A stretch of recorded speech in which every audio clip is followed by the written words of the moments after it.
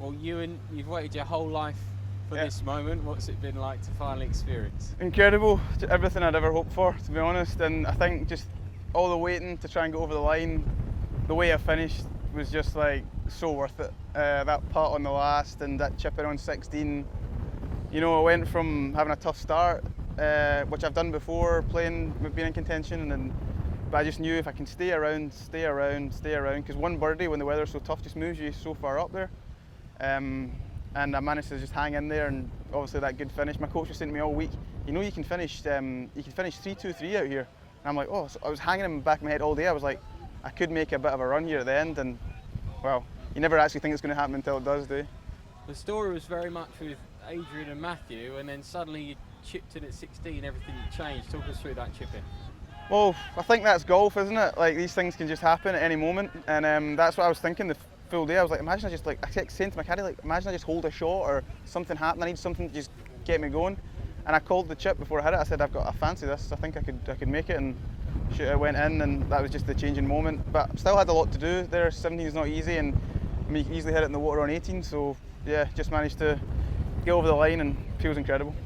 What were you feeling over the up and down at 18? Do you think if I get this up and down, I've got a chance of being in a playoff and not win? Yeah, absolutely. I was thinking this is what I've been practicing for. You know, I took a long time. I made sure I knew what I was doing, but ultimately I just wanted to leave myself a putt.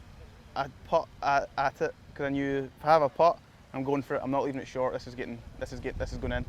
So I was very positive about it. It wasn't a great chip, but I knew the putt was into wind then, and I could really be aggressive and downwind but uphill. And that's what I've been practicing for so long, and it's just all paid off. What did it feel like when that putt dropped? Honestly, I can't even remember. I got a fright, to be honest. Just wasn't like unbelievable. So many emotions just came running through me. Just can't put it into words. Just incredible. Can't believe I'm standing here as champion. Can you tell us how important your time on the Challenge Tour has been to finally win out here on the DP World Tour? More important than probably people realise, I think. That tour is so strong.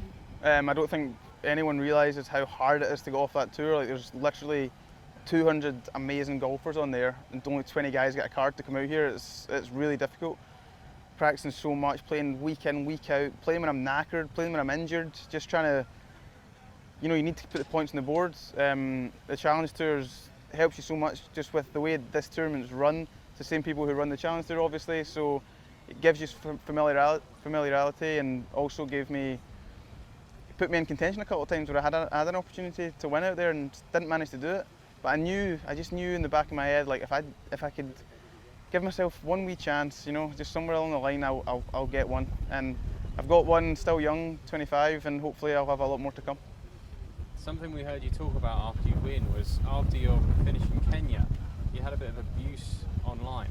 Yeah. What was that like to experience? That must be pretty unexpected. Yeah, I got quite a lot of abuse online from a lot of people after Kenya. I was leading by 4 going into the last round, didn't sleep well, was really nervous. It was a really tough, I found it really, really hard to deal with, especially when things started going against me, and I was just like, I felt although I was standing beside myself, watching myself, and then to come off, I tried to take some positives, finishing top 10, all great, you know. Obviously it was disappointing, and I got a lot of messages from people saying I had money on you, calling me all sorts of names.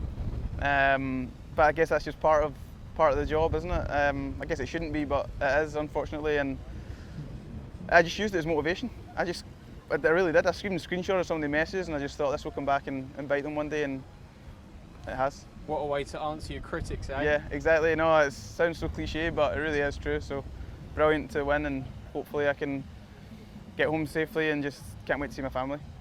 Very well played. Yeah, thank you very much. There's Ollie.